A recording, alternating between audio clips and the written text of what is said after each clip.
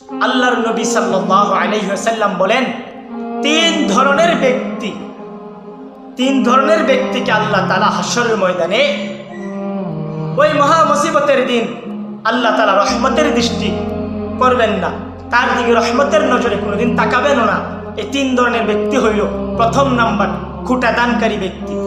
খুঁটাদানকারী ব্যক্তি হইল, এই জিনিসটা হচ্ছে মহিলা এবং মা বোনদের কাছে, বিশেষ করে তারা মনে করেন যে প্রতিবেশীর একটা কিছু খাওয়াইলো বা কয়দিন পরে রসুন পেঁয়াজ লাগছে, বিপদে পড়ছে দিছে, কয়দিন পরে তারা দুজনে কাজ্জা লাগছে, ঝগড়া লাগার পরে তারা কয় কুত্তারে খাওয়াইয়া লাভ নাই।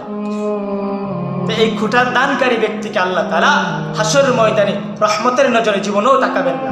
দুই নাম্বার হইল মিথ্যুক ব্যবসায়ী।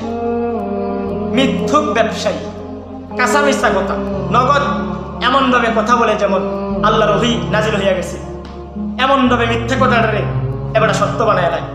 আমার চোখের সামনে দেখলাম মাছটা মরা, এবার বৃষ্টিয়া বাড়ানোর লিগা এবার এটা তো জেতা, এই যে মাছ জেতা, রোদের লিগা না কুতুরা ইয়া উঠছে।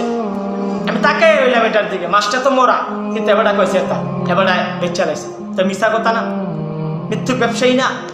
এবার পেঁয়াজ আলু কয়দিন আগে দেখলাম, 2-3 দিন আগে শশার দাম হয়েছে 30 টাকা 35 টাকা, অন্যান্য বাজারে বেছে 20 টাকা।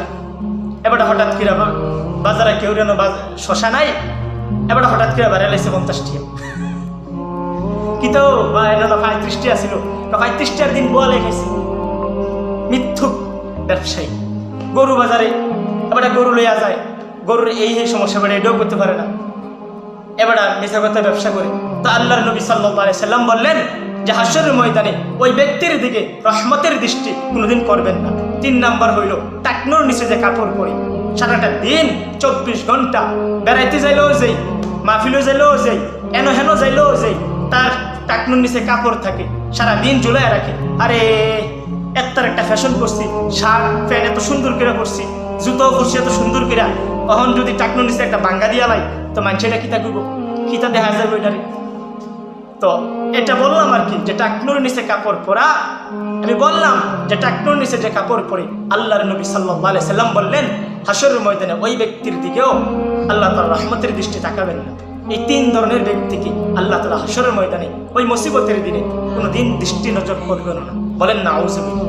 আল্লাহ আমাদের সবাইকে 3টা জিনিস থেকে বাঁচার তৌফিক দান করুন।